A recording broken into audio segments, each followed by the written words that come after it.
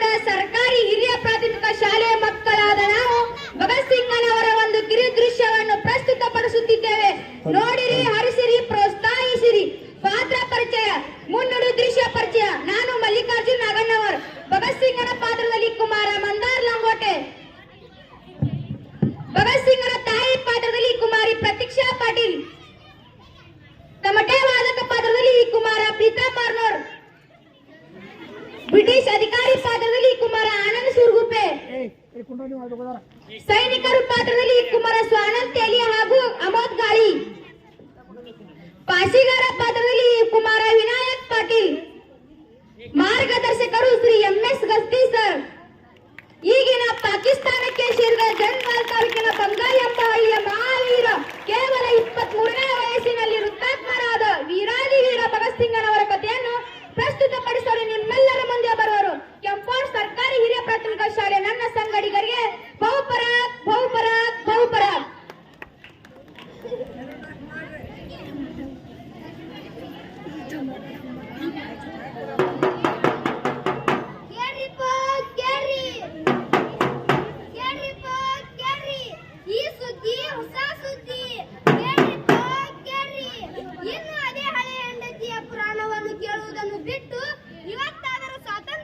ಹೋರಾಡಿ ವೀರ ಮರಣ ಹೊಂದಿದ ಕಥೆಯನ್ನು ಕೇಳ್ರಿ.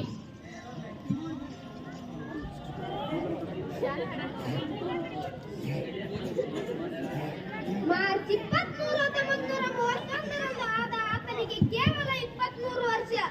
ವಿಚಿತ್ರವೆಂದರೆ ಮಾರ್ಚ್ 24ರಂದು ಆತನನ್ನು ಗಲ್ಲಿಗೇರಿಸಬೇಕಾಗಿತ್ತು. ಆದರೆ ಜನ ವಿರೋಧಿ ಬ್ರಿಟಿಷ್ ಸರ್ಕಾರಿ ಜನದ ಪ್ರತಿಭಟನೆಯನ್ನು ಗುರುತಿಸಿ ಆತನನ್ನು ಒಂದು ದಿನ ಮೊದಲೇ ಗಲ್ಲಿಗೇರಿಸಲಾಯಿತು. ಅವನೇ ನಮ್ಮ ನಿಮ್ಮ ನೆಚ್ಚಿನ ನಾಯಕನಾದ ಭಗತ್ ಸಿಂಗ್. ಕೇಳ್ರಿ.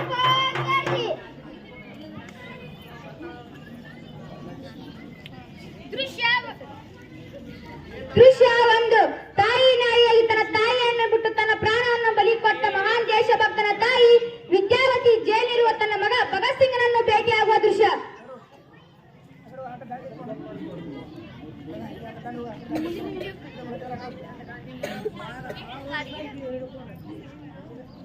ಅಮ್ಮ ಅಳ್ಬೇಡ, ನೀನ್ ಅಳೋದನ್ನ ನೋಡಿ ಈ ಜಗತ್ತು ನನ್ನ ತಾಯಿ ಆತಿಲ್ಲ ಅಂತ ಅನ್ಕೊಳ್ತೆ.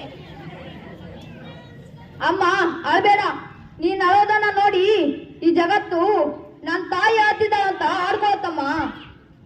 ಏನ್ ಮಾಡ್ಲಿಕ್ಕಂದ?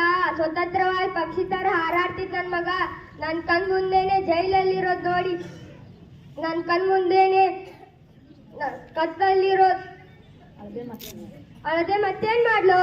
ಅಮ್ಮ, ಇವತ್ ನಾನ್ ಕತ್ತಲ್ ಕೋಣೆಯಲ್ಲಿ ಇರ್ಬೋದು, ಆದ್ರೆ ಒಂದಿನ ಬೆಳಕಿಗೆ ಬಂದೇ ಬರ್ತೀನಮ್ಮ. ನೀನ್ ಅಳ್ಬೇಡ. ಇನ್ನೇನ್ ಮಾಡ್ಲಿಕ್ಕಂದ? ಸ್ವತಂತ್ರವಾಗಿ ಪಕ್ಷಿ ತರ ಹಾರಾಡ್ತಿದ್ ನನ್ ಮಗ ನನ್ ಕಣ್ ಮುಂದೆನೆ ಜೈಲಲ್ಲಿರೋದ್ ನೋಡಿ ಅಳದೆ ಮತ್ತೇನ್ ಮಾಡ್ಲು? ಅಮ್ಮ, ಕೆಲವು ದಿನಗಳು ಕಲೀಲಿ, ಇದರಿಂದ ಹೊರಗ್ ಬಂದು ನಿನ್ ಜೊತೆ ಸ್ವತಂತ್ರವಾಗಿ ಓಡಾಡ್ತೀನಮ್ಮ. ನೀನ್ ಅಳ್ಬೇಡ. ನೀನ್ ಅಳೋದನ್ನ ನನ್ ಕೈ ನೋಡೋಕ್ ಆಗಲ್ಲಮ್ಮ. ಮಗನೇ, ನೀನ್ ಇಲ್ಲಿ ಹೊರಗ್ ಬರೋಕ್ ಆಗಲ್ಲ ಅಂತ ನಂಗೆ ಚೆನ್ನಾಗ್ ಗೊತ್ತಪ್ಪ. ನಿಮಗ್ ಗಲ್ ಶಿಕ್ಷೆ ವಿಧಿಸಿರೋದು ನಂಗೆ ಗೊತ್ತು. ನನಗ್ ನನ್ ಮಗನ್ ಕಳ್ಕೊಳಕ್ ಇಷ್ಟ ಇಲ್ಲ ಕಂದ. ಅಮ್ಮ, ತಾಯಿನ ಕಾಪಾಡೋದು ಮಗನ್ ಕರ್ತವ್ಯ ಅಲ್ವೇನಮ್ಮ? ಹೆತ್ತ ತಾಯಿ ಜನ್ಮ ನೀಡ್ತಾಳೆ, ಆದ್ರೆ ಭಾರತಾಂಬೆ ನಾ ಬದುಕಿರೋರ್ಗು ನಮ್ಮನ್ನ ಹೊತ್ತಾಳೆ, ಸಾಕ್ತಾಳೆ, ಬೇಯಿಸ್ತಾಳೆ. ಅವ್ರ ಋಣ ತೀರ್ಸೋದು ತಪ್ಪೇನಮ್ಮ? ಕೇವಲ ವ್ಯಾಪಾರ ಮಾಡ್ಕೊಂಡು ಹೋಗ್ಲು ಬಂದವರು ಇವತ್ ನಮ್ಮನ್ನ ಅವ್ರ ಕಪಿ ಮುಷ್ಟಿಯಲ್ಲಿ ಇಟ್ಕೊಂಡು ಆರಿಸ್ತಿರೋದ್ನ ನೋಡಿ ಸುಮ್ನೆ ಇರುವಂತೇನಮ್ಮ? ಹೇಳಮ್ಮ, ಹೇಳು. ಮಗನೇ, ನಿನ್ನ ಈ ಆದರ್ಶ, ಈ ಹೋರಾಟ ಎಲ್ಲ ಸರಿಯಪ್ಪ. ಆದ್ರೆ ಇಷ್ಟಿ ವಯಸ್ಸಲ್ಲಿ ಬೇಡ. ಬಾಳ್ ಬದುಕ್ಬೇಕಾಗಿರೋ ನನ್ ಮಗ ನನ್ ಕಣ್ ಮುಂದೆನೆ ನೇಣಿಗೆ ಇರೋದನ್ನ ನನ್ ಕೈಯಿಂದ ನೋಡಕ್ಕಾಗುತ್ತಾ ಹೇಳು? ಅಮ್ಮ, ಎಲ್ರು ತಮ್ಮ ಜೀವನಾನೇ ಮುಖ್ಯ ಅಂತ ನೋಡಿದ್ರೆ ಅದ್ ಸ್ವಾರ್ಥ ಅಲ್ವೇನಮ್ಮ? ಹಾಗ್ ಮಾಡಿದ್ರೆ ನನ್ ಭಾರತಾಂಬೆನ ಕಾಪಾಡೋದು ಯಾರು? ನನ್ ಭಾರತಾಂಬೆಗೆ ಸ್ವಾತಂತ್ರ್ಯ ಸಿಗೋದು ಯಾವಾಗಮ್ಮ? ಹೇಳಮ್ಮ, ಹೇಳು. ಆದ್ರೆ ನಿನ್ನ ನೇಣಿ ಹಾಕ್ತಾರೆ ಕಂದ. ಅಮ್ಮ, ಇವತ್ ನಿನ್ ಮಗ ಭಗತ್ ಸಿಂಗ್ ಸಾಯ್ಬಹುದು, ಆದ್ರೆ ಈ ಭಾರತಾಂಬೆ ಮಡಿಲಲ್ಲಿ ಸಾವಿರಾರು ಭಗತ್ ಸಿಂಗ್ ಇದ್ದಾರೆ. ಅವರಲ್ಲಿ ನಿನ್ ಮಗ ಭಗತ್ ಸಿಂಗ್ನ ಕಾಣಮ್ಮ. ಇವತ್ ನಾನ್ ಸಾಯ್ತಾ ಇರೋದು ನನ್ ಭಾರತಾಂಬೆಗೋಸ್ಕರ. ಆ ಬ್ರಿಟಿಷರಿಗೆ ನೀ ಹೇಳಿ ತರ ಬದುಕ್ಬೇಕೆಂದು ಬಯಸ್ತೀಯನಮ್ಮ? ಹೇಳಮ್ಮ, ಹೇಳು. ಅಯ್ಯೋ ದೇವ್ರೆ, ನನ್ಗೆ ಎಂತ ಸ್ಥಿತಿ ತಂದ್ಬಿಟ್ಟಪ್ಪ. ನೀನ್ ಸಾಯೋದನ್ನ ನಾನ್ ಕಣ್ಣಾರೆ ನೋಡ್ಬೇಕಾ? ಅದಕ್ಕಿಂತ ಸಾಯೋದೇ ಮೇಲು. ಹಾಗೆ ಹೇಳ್ಬೇಡಮ್ಮ. ಇವತ್ ನಿನ್ ಮಗ ಭಗತ್ ಸಿಂಗ್ ಸತ್ರೇನಂತೆ, ಅವನ ಆದರ್ಶಗಳು ಸಾಯಲ್ಲಮ್ಮ. ಮುಂದೊಂದಿನ ಭಾರತಕ್ಕೆ ಸ್ವಾತಂತ್ರ್ಯ ಸಿಕ್ಕ ಮೇಲೆ ಪ್ರತಿಯೊಬ್ಬ ತಾಯಿನೂ ನನ್ ಮಗ ಭಗತ್ ಸಿಂಗ್ ತರ ಇರ್ಬೇಕು, ನನ್ ಮಗ ಭಗತ್ ಸಿಂಗ್ ತರ ಇರ್ಬೇಕು ಎಂದು ಬಯಸ್ತಾರಮ್ಮ. ಸಾವು ದೇಹಕ್ಕೆ ಹೊರತು ಆದರ್ಶಕ್ಕಲ್ಲಮ್ಮ. ಎಲ್ಲಿವರೆಗೂ ನಮ್ಮ ಆದರ್ಶಗಳು ಜೀವಂತವಾಗಿರ್ತಾವೋ ಅಲ್ಲಿವರೆಗೂ ನಾವು ಜೀವಂತವಾಗಿರ್ತೇವಮ್ಮ. ಇನ್ಕಿಲಾಬ್ ಇನ್ಕಿಲಾಬ್. ನಿನ್ನಂತ ಮಗನ್ ಪಡಕ್ ನಾನು ಎಷ್ಟು ಪುಣ್ಯ ಮಾಡಿದ್ದೋ ಏನು. ಎಲ್ರು ನನ್ ಮನೆ, ನನ್ ಸಂಸಾರ, ನನ್ ಹೆಂಡತಿ, ನನ್ ಮಕ್ಕಳು ಅಂತ ಹೋರಾಡಿದ್ರೆ ನೀನು ಈ ದೇಶನೇ ನನ್ ಮನೆ, ಇಲ್ಲಿರೋರೆಲ್ರು ನನ್ ಕುಟುಂಬದವ್ರೆ ಅಂತ ಹೋರಾಡ್ತೀಯಲ್ಲ. ಇಲ್ಲ, ನಾನು ನೀನ್ ಅಳೋದಿಲ್ಲ. ಅಮ್ಮ, ಮುಂದಿನ ಜನ್ಮ ಅಂತ ಇದ್ರೆ ಈ ಮಣ್ಣಲ್ಲೇ ಹುಟ್ಟಿ ನಿನ್ ಮಗನಾಗೆ ಹುಟ್ಟಿ ನಿನ್ ಋಣ ತೀರ್ಸ್ತೀನಮ್ಮ. ಈ ಜನ್ಮದಲ್ಲಿ ನನ್ನನ್ನು ಕ್ಷಮಿಸಿ ಬಿಡಮ್ಮ.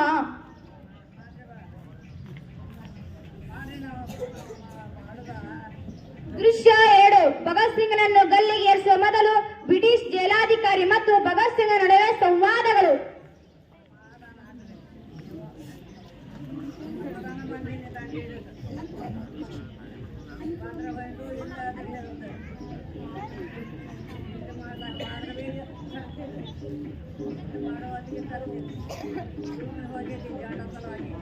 ಭಾಗ, ನಿನ್ನನ್ನು ಗಲ್ಲಿಗೇರಿಸುತ್ತಿರೋದು ನಾಳೆ ಅಲ್ಲ, ಇವತ್ತೇ. ಸಂತೋಷ ಸಾಹೇಬ್ರೆ, ನಿಮ್ಮಂತ ಬೀದಿ ನಾಯಿಗಳ ಜೊತೆ ಕುಣ್ಣಿಯಾಗಿ ಬದುಕೋಕ್ಕಿಂತ ಸ್ವಾತಂತ್ರ್ಯಕ್ಕೆ ಸಾಯೋದೇ ಒಳ್ಳೆಯದು. ಸಂತೋಷ ಪಡ್ತಿದೀಯಾ?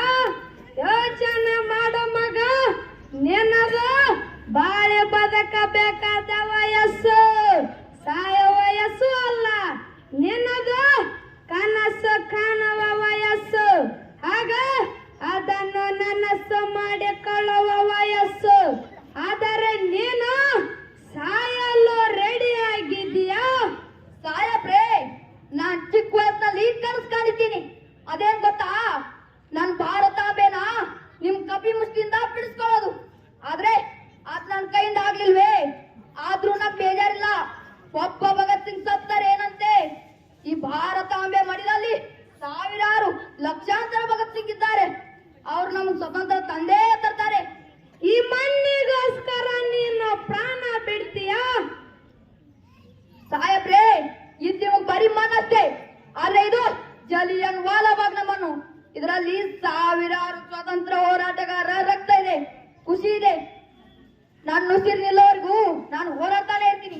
ಈ ಸಾಯುವ ವೇಳೆಯಲ್ಲಿ ಸ್ವಾತಂತ್ರ್ಯ ಗಿತಂತ್ರ ಎಲ್ಲ ಬೇಕಾ?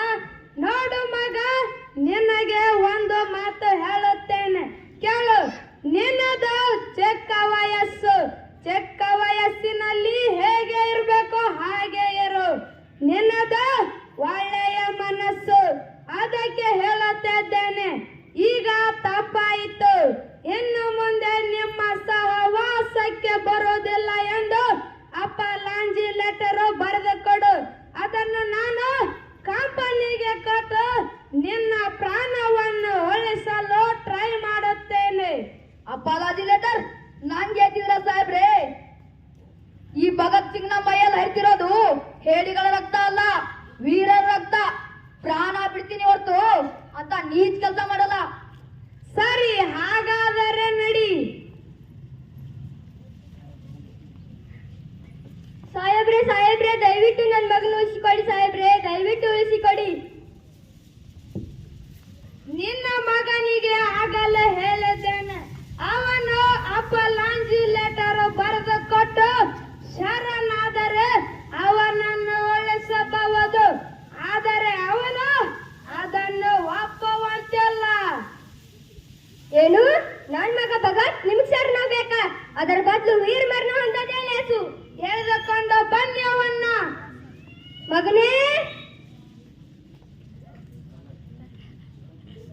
ಕಟ್ಟು ಅಮ್ಮ, ಕಟ್ಟು.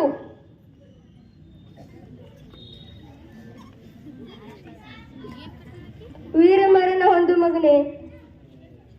ಯಾಚಿಮ್, ಬಿಡಿ, ಸಾಯುವ ಭಯ ನನಗೆಲ್ಲ. ಇನ್ಕಿಲಾಬ್ ಇನ್ಕಿಲಾಬ್. ಭಾಗತ್, ನಿನ್ನ ಕೊನ್ನ ಆಸೆ ಏನಾದರೂ ಎದ್ದರೆ ಕೇಳಬಹುದು. ಸಾಯಬ್ರ, ನನ್ನ ಆಸೆ ತೀರ್ಸೋ ಯೋಗ್ಯತೆ ಆಗ್ಲಿ ತಾಕತ್ತಾಗ್ಲಿ ನಿಮಗೂ ನಿಮ್ ಸರ್ಕಾರಕ್ಕೂ ಇಲ್ಲ. ಎಲ್ಲೋ ಸಕ್ಕಿನವನೇ.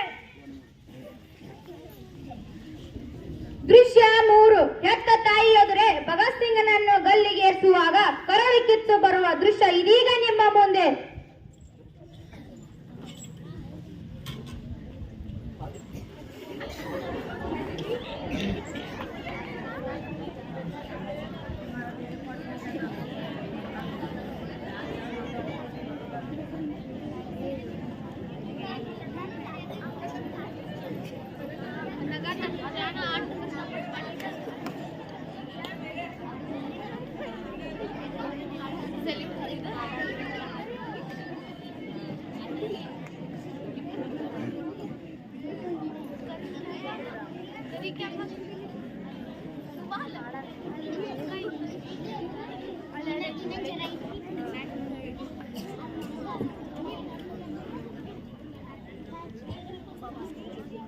ಇವನನ್ನು ಗಲ್ಲಿಗೇರಿಸಿ.